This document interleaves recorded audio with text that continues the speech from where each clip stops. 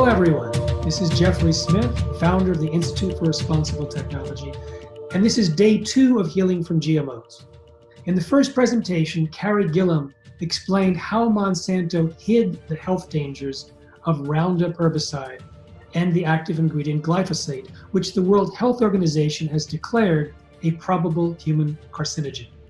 So you may be thrilled to find out about the product you're going to hear about today that can reduce the amount of glyphosate in the body by 74%, according to a preclinical trial. We'll be hearing from David Sandoval, who I originally met when he invited me to speak to an annual conference of his company, Purium, because they're non-GMO and they wanted me to explain the benefits of non-GMO to the audience. However, he really got my attention recently with a new product that can reduce glyphosate by 74%, as I said, and not only that, but it's also designed to counteract other ways that Roundup and GMOs may damage the body. It can, according to the research, help rebuild the microvilli, which are the fingers coming off the walls of the intestines. It can remineralize the system, which we know that Roundup can create problems with, and also can help repopulate the body with healthy gut bacteria. He'll be joined by Andre Naj, who helped him formulate this product. So I hope you enjoy hearing about this product, which is very, very specifically designed how to help the body reverse the damage done by GMOs and Roundup. Safe eating. Hi, everyone. This is Jeffrey Smith from the Institute for Responsible Technology on the Healing from GMOs series. We're here with David Sandoval, who's the founder and CEO of Purium and has worked with many of the great health pioneers of this and last century. Welcome, David. Thank you. So great to be here. And also Andre Naj, who has been investigating the health benefits of a couple of really unique products that we want you to hear about. Welcome, Andre. Thank you, Jeffrey. It's great to be here. Now, I have to say, David, you got my attention. I mean, you got my attention when you said reduces glyphosate in the body by 74% without changing the diet. I'm like, who is this, a liar or a magician? So, and then you created this Biome, and then started advertising that it was designed to counteract the negative effects of GMOs and Roundup. And I'm thinking, have you been reading my mind for the last 10 years? It's like, as I've been talking to healthcare practitioners and product formulators, I'm thinking, okay, glyphosate binds with minerals and making them unavailable. It damages the gut bacteria, it damages the cell walls, it messes up the mitochondria, it messes up the hormones. What can we do? What regimen can we do? And all of a sudden you come up with a pill to actually do something that I didn't even think was possible. So kudos to you. What was in your mind, I can guess, when you created this, and how did you go about doing it? Well, thank you, Jeffrey. And yes, I have been following you for 10 years. And yes, I am inspired by you. And, it takes a lot of people to be willing to put on the armor and raise their sword and go out into this battle. So thank you for everything you have done. You are awesome. You're most welcome. Thank you. Now, here's the problem. I first wanted to stop the use of GMOs, and I didn't realize the real problem was glyphosate. Not that GMOs aren't an issue. Yeah. I'm going to say GMOs are also the issue, but go ahead. But yeah, there is a. What I mean is, I didn't realize that there was this ghost issue. Right. That was, you know what I mean? Yeah. And so first it was get rid of GMOs, then it was get rid of glyphosate, and fighting, whether it be in Kauai or whether it be all around where we were fighting on the Big Island to fight against these companies and their experimentation next to schools.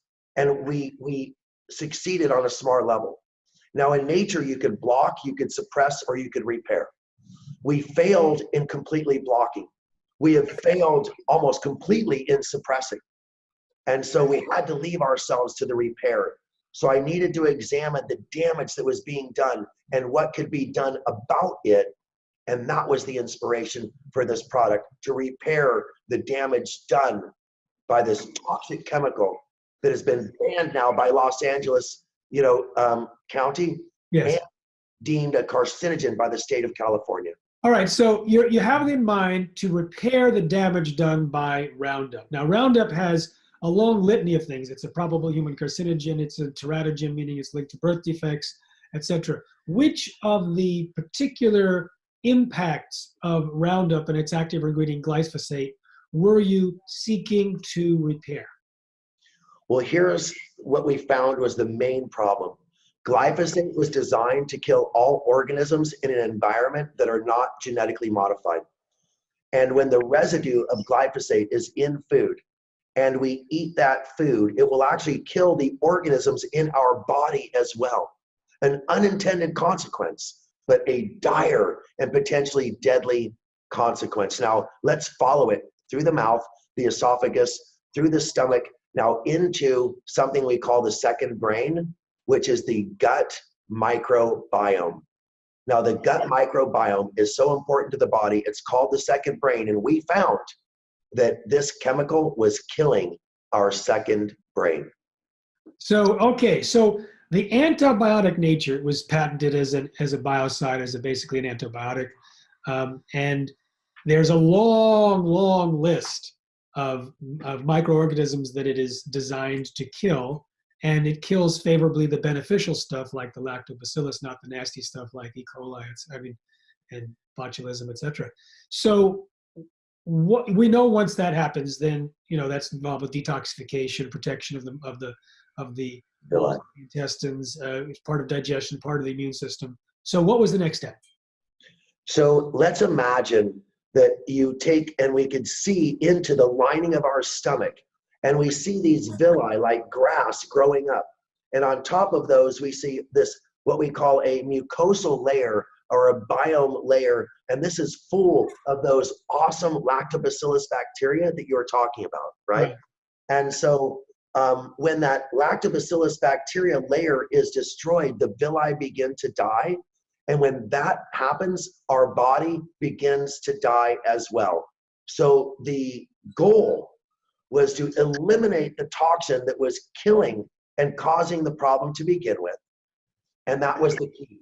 And once that was accomplished, to feed and nourish those bacteria and the villi so they could regrow and be restored, as will our health be restored when this happens. All right, I heard three things. One, stop the antibiotic nature of the glyphosate so that it's not hurting the microbiome. Rebuild the beneficial bacteria in the mucosal wall so that it continues to produce the barrier. And three, to grow and strengthen the villi, the fingers coming out of the intestines, which do the absorption. Are those the three things we're talking about? Super close. We're going to lift up, like lifting dirt out of the carpet, right? Think about that, how a vacuum pulls the dirt out of a carpet. And once we pull it up, we're going to sweep it out with these explosions of lactobacillus bacteria, right? Lactobacillus bacteria. And then after the chemical is gone, we will see the repopulation of the friendly bacteria and the regrowth of the villi. So I hope that was descriptive. Okay, that was good. So all right, so you have to take out the toxic element and allow the villi to grow after that. Okay, so the detoxification process was key. So how we accomplished that was really amazing. Nature provides us with a tool called fulvic acid. Now in plants, they use fulvic acid to take minerals that are not bioavailable, in the soil, and transport them into the root system. Amazingly, when we eat those plants, the same fulvic acid transports them from the plants that we eat into our cells. Now, the reason why is because fulvic acid could move things. It modulates chemicals and minerals. So by taking the fulvic acid, we're modulating and chelating it up. Then with the explosions of lactobacillus bacteria, we are sweeping it out. This is the start of something amazing. So now, in this case, the fulvic acid usually takes positive beneficial minerals and makes them available to plants. Puts them in. And plants to humans. Are you using the fulvic, are you saying you're using the fulvic acid to actually pull out the toxins as well, so we can do both? Its ability to modulate elements and to make them move around, we're taking advantage of that and actually have found that it could sweep up and lift them up into an area where the lactobacillus, once they're free, the lactobacillus could grab onto them and eliminate them. So this is interesting because, people talk about the beneficial role of lactobacillus. We buy it in pills, it's in yogurt, but you're telling me that the lactobacillus is actually an escort and that it takes the negative pieces that shouldn't be in there, the negative toxins, and it escorts them out of the body. And that's because people talk about the microbiome as being a detoxifier. So this is one way that it does it. The lactobacillus grabs the negative stuff and escorts it out the body. And absolutely. Now remember, a healthy microbiome is pulling nutrients in and pushing toxins out. A compromised microbiome reverses that. It pulls toxins in and pushes nutrients out. And this causes a series of problems. Now, experts tell me that it may be linked to autism. It may be linked to Alzheimer's, but we know it's linked to leaky gut, and we know it's linked to a compromised immune system for sure. And leaky gut is correlated with autism, et cetera, and Alzheimer's. So the components then are the fulvic acid, which helps vacuum up the shag carpet from all of the toxins. And are you saying it's the glyphosate that gets stuck there, or other things that the glyphosate allows, the toxins that allow it to accumulate because the glyphosate's present? Well, I learned from this guy named Jeffrey Smith. That would be me. Yeah, that actually glyphosate chelates minerals out of the body before the body, it pushes minerals out of the body before the body could absorb them, and actually causes significant mineral deficiencies even in a healthy otherwise diet. And this is bad. So unless we get the glyphosate out, the minerals will never come in. And so we've also added humic mineral ore.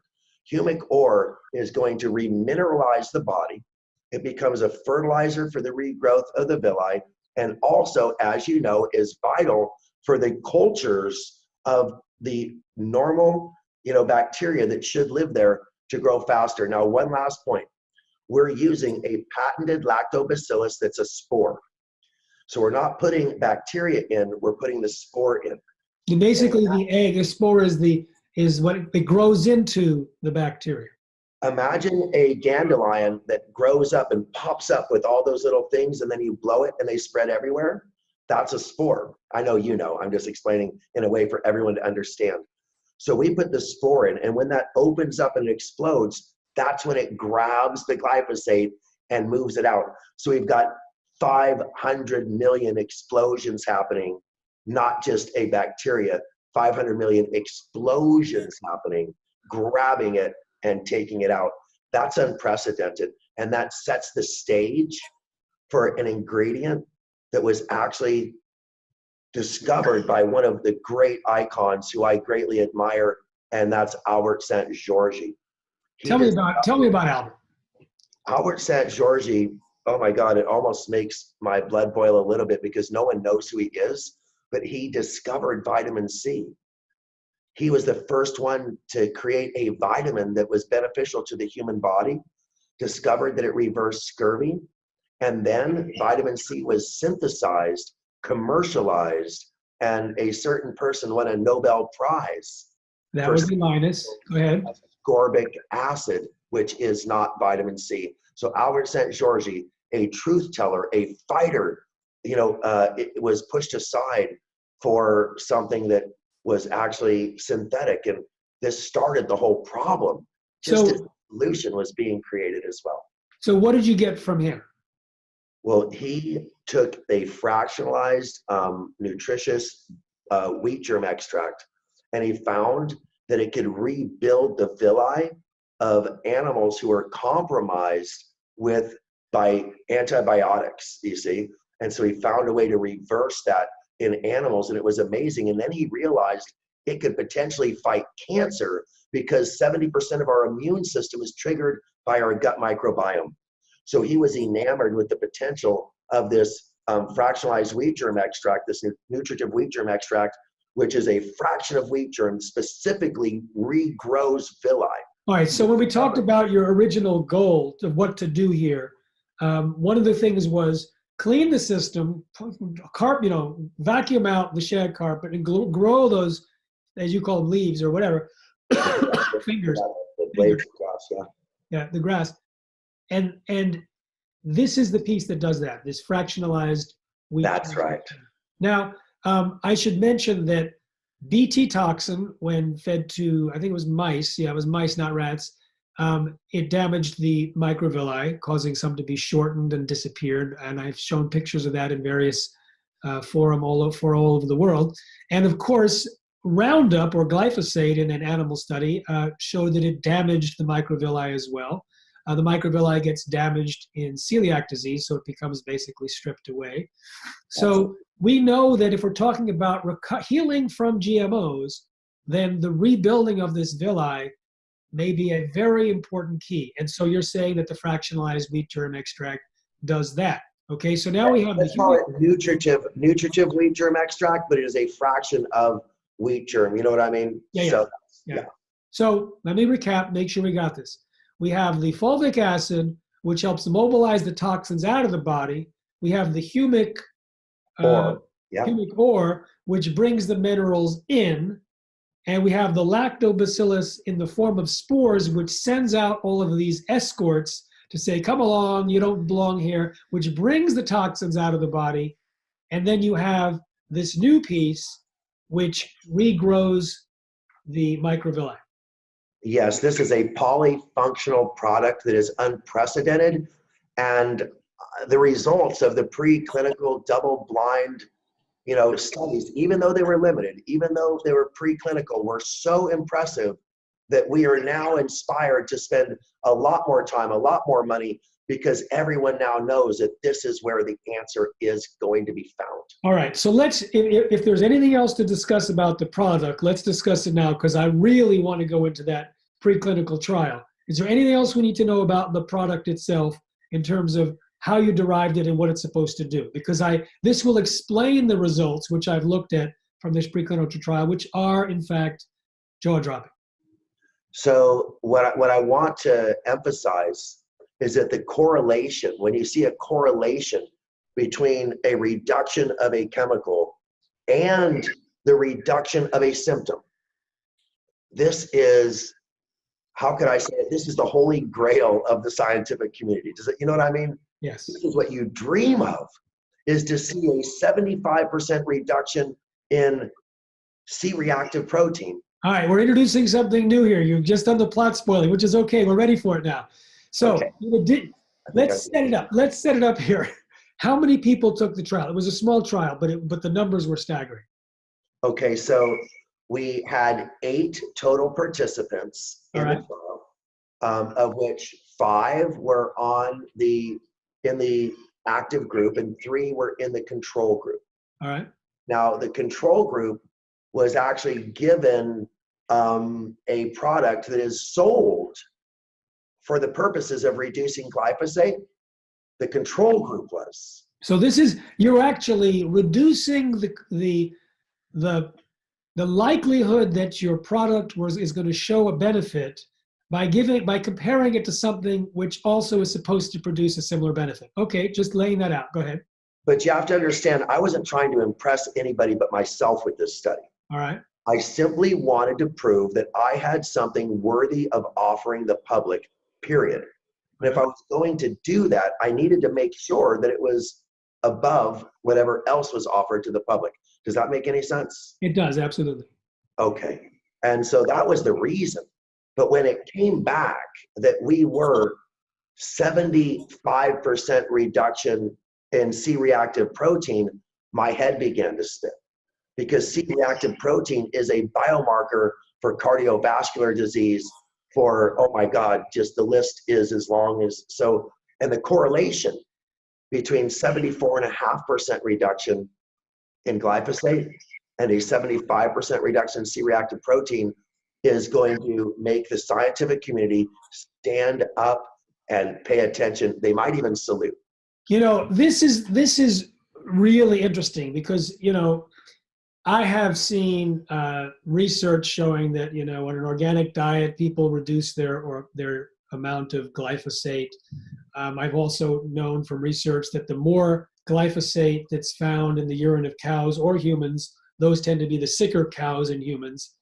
But here we actually have, as you say, we reduce the glyphosate and we reduce the CRP, the C-reactive protein, which is known to be a marker for inflammation. And inflammation is the basis of, some say all disease, some say many or most of disease. So that is very impressive. Now, I don't know the biochemistry, and I don't know if anyone does, as to exactly what the link is between the glyphosate and the C-reactive protein. It may not be biochemistry, it may be physiology, it may be the chain. Yeah, go ahead. So what happens is in our immune response, whenever we send out a white blood cell, there's going to be cytokines and leukotrienes, and those are inflammatory. And so when our immune response is being activated because we have leaky gut, then it is inevitable that those cytokines and leukotrienes are going to be spread throughout the body, causing unnecessary inflammation, shutting down the blood flow of our capillaries, which causes even further inflammation. You see what I mean? It's a downward spiral. So you hit the nail on the head. So there we go. So we do know that if you're getting the irritation in the gut and you're creating an inflammatory response, particularly chronic inflammation, then you end up with higher CRP levels. And so if you're reducing that in the gut, you're reducing the gut lining inflammation, the immune system comes to relax, then the CRP level goes down. And this is a really good measure of what may be happening, or what some people would say is likely happening, and what some people say is happening, but maybe we need to get into it with a finer microscope. Go ahead. Could I talk about depression for just a moment, Jeffrey? Are you going to depress me? By the way, bring in Andrea if you want, because I know he's part of this whole process, but go ahead. Okay, first, I have to say that if people understand that serotonin is considered the happiness hormone, okay, and of the daytime, and melatonin is considered the happiness hormone of the nighttime, okay? Now, serotonin is produced in our microbiome. And when the microbiome is compromised, we fail to produce serotonin, and depression and drug addiction are likely culprits. This is a likely culprit in these two conditions, which are pervasive across America today. Think of that correlation. And then let me explain that we can increase serotonin dramatically by repairing the gut microbiome, making us more optimistic. Serotonin is the precursor to acetylserotonin, which becomes melatonin, right, which is the nighttime happiness hormone, right? And when we have enough melatonin, we balance our what is called the optimism hormone, which is testosterone.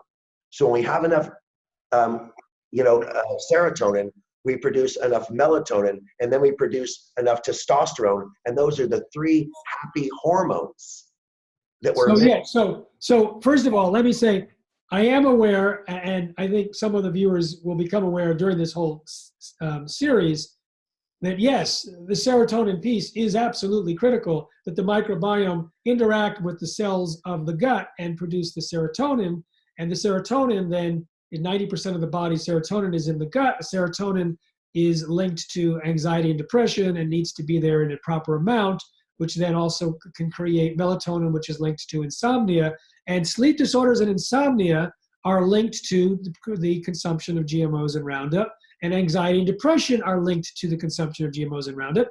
How do I know this? I just published a peer-reviewed article in the Journal of Human Nutrition and Functional Medicine, where 3,256 people who avoided GMOs got better from 28 different conditions, including anxiety and depression. I think that was number 4. Insomnia, that was still up there. And also this testosterone piece is interesting because that could relate to fertility, and we have some evidence that there's a link between the consumption of GMOs and Roundup and infertility, which we can talk about another time. All right. So before everybody starts to think that I'm so smart, yes, I want you to understand that I truly, and I'm not joking, I am nothing more than a little bit of a Forrest Gump type of figure. Okay, Forrest, tell us why. I am so dedicated to what I do that people will come to me who are much smarter, much more connected, much more studied, and they'll say, Dave, I see your mission, I see your passion, I see that, you know, you could take the brilliant science that I am aware of and bring it to the people. And one of those men approached me and he said, Dave, I've heard that you stood on stage and said that you want to end human suffering. That's a pretty big statement. He said, the greatest part of human suffering, did you know, has to do with GMOs and glyphosate? And I'm like, yeah. And he said, do you know, I may have the answer to repairing those villi. And somehow I was blessed to meet this man who then connected me with the people who are working in Albert St. George's footsteps. And now I'm connected directly to the source. And I couldn't be more happy to introduce Andre Nagy, and it's pronounced Andre if you're in the US, Andre if you're in Europe. So either way it works. And Nagy is pronounced Nagy in the US and Naj everywhere else. So Andre Nagy, Andre Naj, amazing man. Welcome today. Thank you. I would like to add that the extensive study was conducted by the veterinary researchers at the University of Veterinary Science in Budapest. And yes, taking and continuing the work of Dr. Szent-Györgyi, the extensive study and measurements of the villi is what's key here. And when I met the group 10 years ago, I was involved in an animal study of a supplement that we just launched in Europe, and it involved the endocrine system and how animals, dogs, pets relate and affected by stress. So there I had the pleasure of meeting the lead researcher, Dr. Kosha, who has passed away last year, but left on this great legacy and work. And so the extensive examination measured the height, length of the villi, and they were studying many species of animal, but most studies were conducted on swine, having the most similar anatomy of the digestive system to the human digestive system. And it was significant improvement, which led to the length of the villi, the surface of the villi, improvements, better absorption of nutrients. And this, of course, happened over almost a decade. And you know, it's interesting. Which decade was this? Was this recent decade? No, this is the 2000s. Okay, so I just want you to know that those animals were likely eating GMOs during that research. Very possible. I was aware that the rat chow and the lab chow and all the normal chows that are given to animals during lab experiments is largely GMO, and it does have Roundup in it, and it does have heavy metals in it. And I was talking to some scientists, and I may have inspired some of them to do the research, but some did research and found for sure that all over the world, the lab chow used for animals and also, of course, livestock is the standard GMO fare, and it has Roundup in it.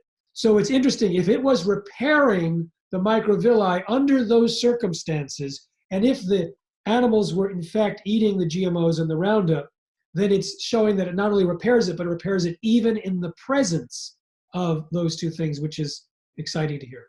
That's right. As did our preclinical trial. We insisted that the people did not change their diet, and everyone in the trial was eating a standard American diet. All right. This thing blows my mind because there's one thing I do not understand, and you can either enlighten me or we can all be confused. If the same amount of glyphosate was coming into their bodies, and you were testing the glyphosate on the urine that was leaving their bodies, and there was a 74.5% reduction in glyphosate leaving their bodies, where did it go? Was it broken down so that it wasn't detectable? Was it bound so that it wasn't detectable? Where did it go? Exactly. So what has happened is we've increased the body's ability to protect itself from the glyphosate. And once the lactobacillus surround and bind and change it from being, as soon as you change the chemical compound to a microorganism. And so the C-reactive protein was the key to show that the C-reactive protein, anything over 2 is considered dangerous, and the average is 4.75. Now, the C-reactive protein was reduced to an average of 1.2. Below the danger level. Anything under 2 is considered below the danger level. But here was the part that's going to prove that we were the reason why. The people who are already below 2 reduced their amount by the same percentage as the people who were in the dangerous level. That could not have happened. All right. So first of all, that is amazing, and it happens to be the same percentage of glyphosate. But you said that the lactobacillus, the particular type that you use, surround and break down. You think that it breaks down the glyphosate into its smaller components? Is that why it's reduced in the? So in the study, we didn't just test one single thing. We tested multiple. We went across and to cross verify. One thing we did not test were the compounds in the urine to find out whether or not that had occurred. But that's a very, very interesting. There's some breakdown element. It's broken down into AMPA. We can get together offline later and figure out where those 75 or 74.5% of that glyphosate went. But what's interesting is that it was the same percentage as the drop in the CRP, and that it happened without a change. I'm imagining that if someone reduces their diet, eliminates or reduces the amount of glyphosate substantially, and does all this, then the benefits would be even better with the CRP and the reduction in glyphosate. Anyway, I know I interrupted you, Andre. Were you in the middle of something you wanted to share? Actually, I was also going to talk about the legacy that Dr. St. George left behind, and through his years of academic research, obviously traveled throughout Europe, and he, studied cellular respiration in Groningen in the Netherlands, and finished his PhD at the at the Cambridge University in England, where he then isolated a humeric acid from adrenal gland tissue. And it was back in his home country in Szeged University where he actually isolated the vitamin C that they refer to, which he got the Nobel Prize for 1937. And it was a peer of his, Linus Pauling, who, by the way, said that many diseases of living organisms or things can be because of deficiency of microorganisms. And to talk a little bit about the research done and the humic and fulvic acid that we have here in this great product, Biome, it comes from a leonidite layer that is a rare geological site in Central Europe. So you say a leonidite? Leonidite, named after a gentleman, A.G. Leonardo, who was the Geological Survey first. So this humic acid, fulvic acid, or a combination of humic or the fulvic acid, comes from the earth, comes from a specific area in a layer that carries what? What makes this one special? So the leonidite is a top layer to lignite, and it's an oxidized lignite, and it's very soluble in alkaline solution, and it is a close surface mining, but it is a sterile source. It's pure, it's organic, and what makes it unique is it's organically bound complex forming molecules. All right, so I'm a little slow on lignite, and I'm a little slow on the organically balanced. Explain what the action of this is, if you wouldn't mind, and why this is so important in terms of supporting the work that we have just described that is supposed to be happening in the gut. Well, the easiest for me to understand is all living matters, decomposed. And right. There's called a humification decomposition process. And this takes over millions of years. And throughout this, these valuable minerals and micronutrients form, and they chelate in an organic complex way, okay? And they're very essential, carrying and activating, the enzymes and vitamins in our body, and lack of or a deficiency of this in the body blocks essentially the activation of enzymes and vitamins, which then of course produce, molecules and things like that. So I don't know, Dave, I'm sure you can add to it. Well, every chemical reaction in the body requires an enzyme, and every enzymatic reaction requires a mineral. So Minerals are the activators of all chemical reactions, and mineral deficiencies literally mean that half of your body isn't working. So in this case, the element from the soil, is it carrying the enzymes or is it carrying the minerals, or yes to both? Minerals and nutrients. Minerals and nutrients. Now, it's interesting, you may relate to this, that in a study in Germany, they wanted to counteract the effects of Roundup on dairy cows, and Monica Kruger and others fed the cows sauerkraut juice and humic acid, and they got better. So the humic acid creating the minerals that were deficient. And so this is like when I was actually in my mind a couple of years ago thinking, well, if I were to design, and I started asking different scientists and doctors, what would you design to counteract the effects of GMOs and Roundup? And the replacement and replenishment of the minerals was absolutely key for what you just said. Because, I had to hear this over and over again till I really got it. I've heard that minerals are the key to the ignition, whatnot. It's basically, if you look at the science, there's a certain, let's say, a trace mineral, and everything operates around that.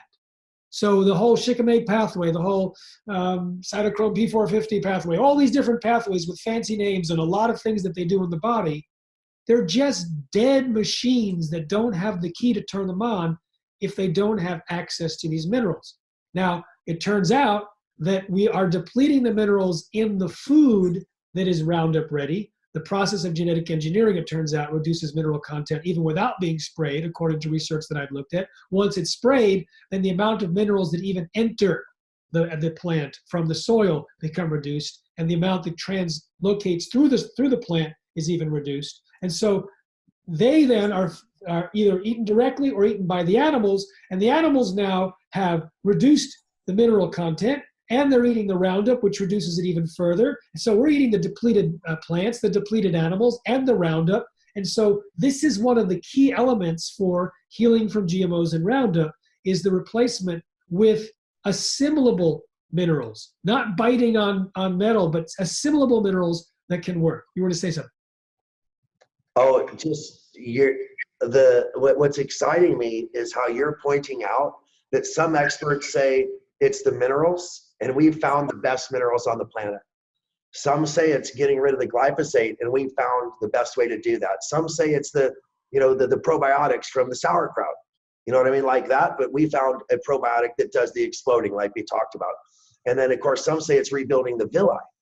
I listened to all of them, and I said, let's create a product that does all of that. And this is what we call, could I show a biomedic? Sure. Biomedic just means that it repairs our microbiome. It's a medic, it's like a doctor to repair our microbiome. And it is the combination of all those ingredients. And hopefully you will see all of those effects in a synergistic way, compounding, and just really impressive. Well, thank you.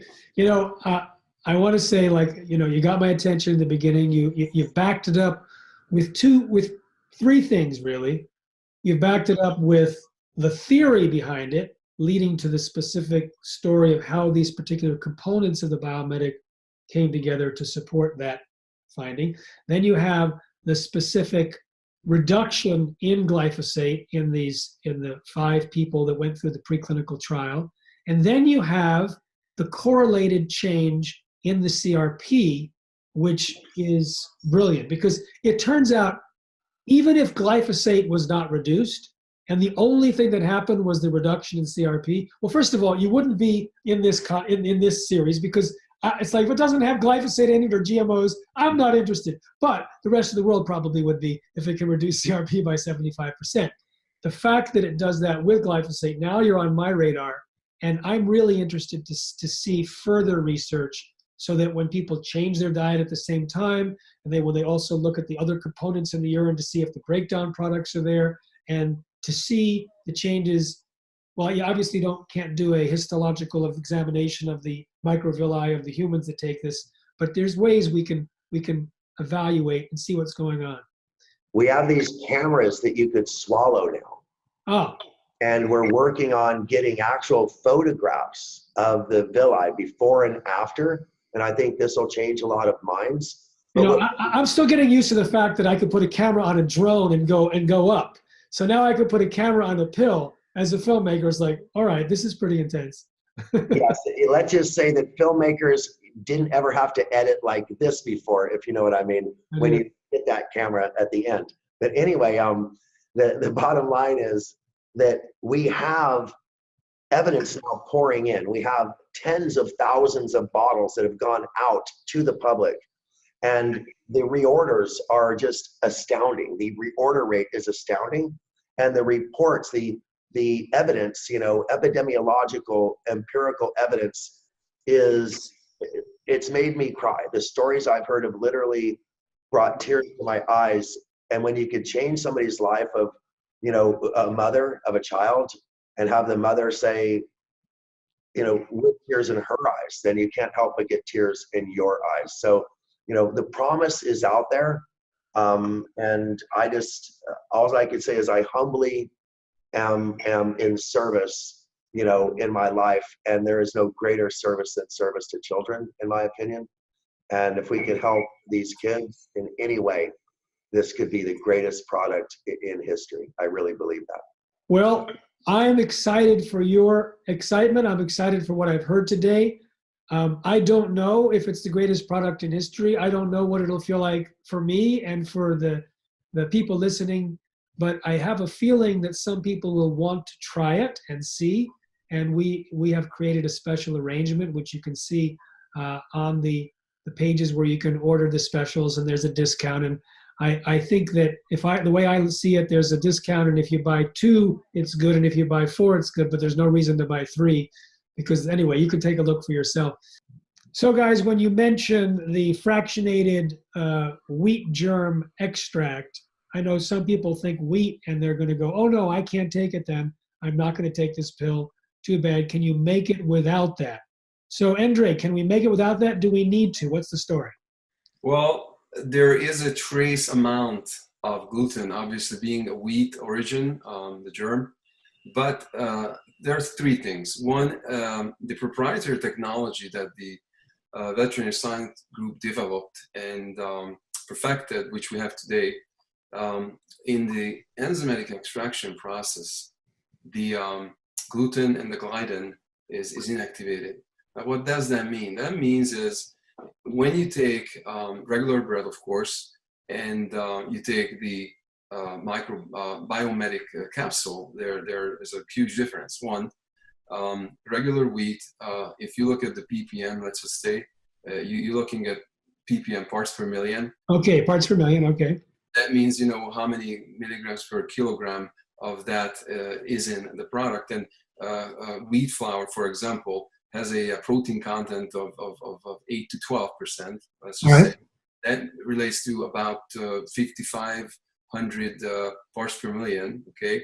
Now, what the FDA sets for people with gluten intolerance or celiac disease is a 20 ppm, 20 parts per million, all right, milligram per kilogram, okay, per serving.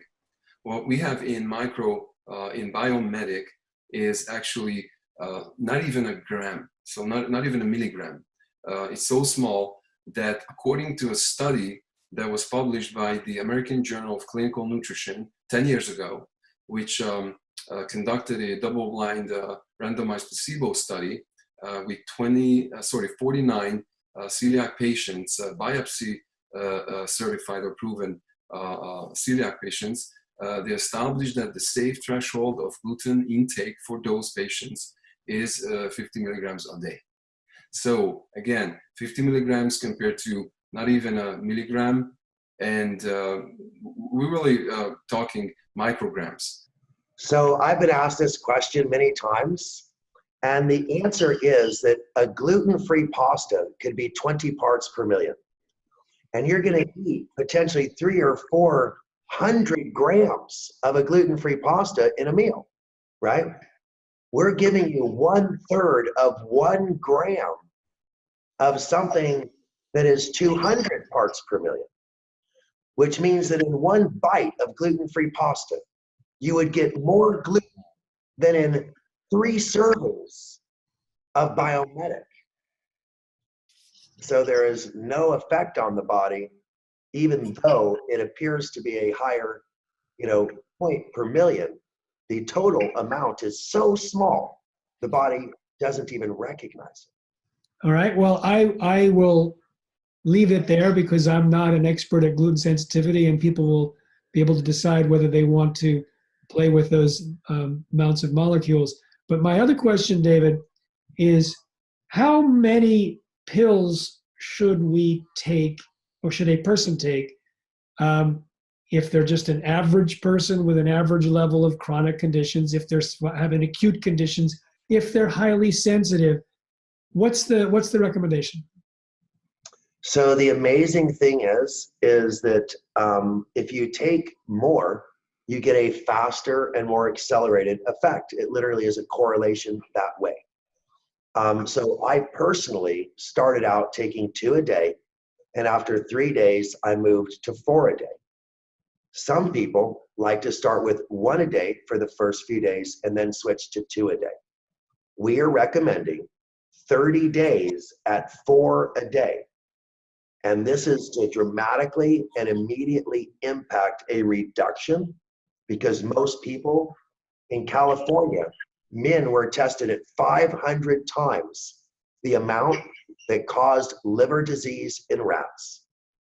We need a rapid and dramatic reduction, and that's the dose that I am recommending. However, as you know, from 1 capsule up to 4 is going to be a safe range for anybody to use.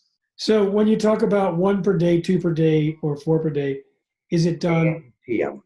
just so if it's 1 per day, you're just taking it in the morning. If it's 4 per day, it's 2 in the morning and 2 in the afternoon, with meals, without meals, does it matter? It does not matter, but I would suggest that you take it prior to a meal if you can, because I want that protection waiting for you. All right. So prior to the meal, you recommend for the first 30 days to do a big clean out of 4.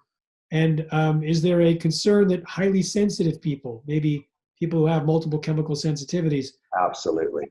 do they need to take very, very little at the beginning to see, or they may do that anyway? Do you have a recommendation? There's 2 schools of thought. In the Chinese school of thought, you take a loading dose and you try to effectuate an immediate impact. However, When you since say a we're loading dose, do you mean a large amount or a small? like 4 a day, yes. All right. However, in a sensitivity scene, you want to start with a half dose versus a double dose. So I would go saying start with 2 a day, work your way up to 4. Okay. As opposed to going from 4 a day and down to 2. Now, 30 days have gone. I've spent my 4 a day. What do I do now? So what you need to ask yourself is, have I separated myself completely from the problem? Am I eating completely organic?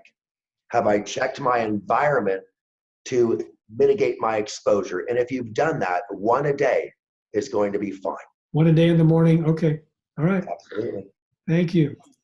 All right. Well, I give it to people to make a decision based on this news, and I would like to hear from people once they try this. If they do, then what the results are, because it's exciting to hear the possibilities of reducing glyphosate and inflammation at the same time. So I want to thank you both. Is there anything else you want to add before we close? Just that I am so humbled to be part of this, and I feel like I stand on the shoulders of giants. When we talk about Ann Wigmore and Albert St. Georgi, and you, Jeffrey, and just the ability to be here and fighting this fight and working with you, and I'm fighting this fight, and I feel so all alone. And all of a sudden, Andre throws me a sword. And imagine that you're in a fight and you got no weapons, and all of a sudden Andre throws me not just a sword, but the best sword that's ever been made to fight this battle. And so if it weren't for you, if it weren't for Andre, I would just be a tree that fell in the forest that nobody heard. David, you actually, on my screen, you are standing right on the shoulders of Andre, because you're in the upper left and he's right on his shoulder. So how's that feel for you, Andre? I'm so honored to be on this interview, and I just am feel the same way like Dave has. And my vision and mission in life was always to find the best, for humanity. And when I met Dave, and he refers to me throwing the swords, I didn't even believe that I will be on your show. When just prior to that, I was sharing the video of you and Dr. Stephanie Seneff, which was enlightening for me, and of course, threw all the puzzles together. And I didn't say much on the show, and I just, again, thank you for the opportunity, and I will continue my quest to learn and fight for you and with you, along with you. So thank you so much. Sure. So we have here two visionaries, and if you've been listening carefully, you realize what motivates these men, and that is a drive, a mission for health, a mission for exploration. But there's another piece, that they actually take steps forward in areas that no one else has, and are guided by the wisdom of the people in the past. So I think we can all take a lesson from that in our own missions, to think huge. I have a t-shirt that says "Think huge, thinking big is so last century." So to think huge, your point about ending suffering on earth, and you're stepping up, Andre, to say, I've got something that could help. This is really exciting to meet both of you and to hear what you've come up with together. So thank you so much. Thank you, Jeffrey. It's been an honor. Safe eating, everyone.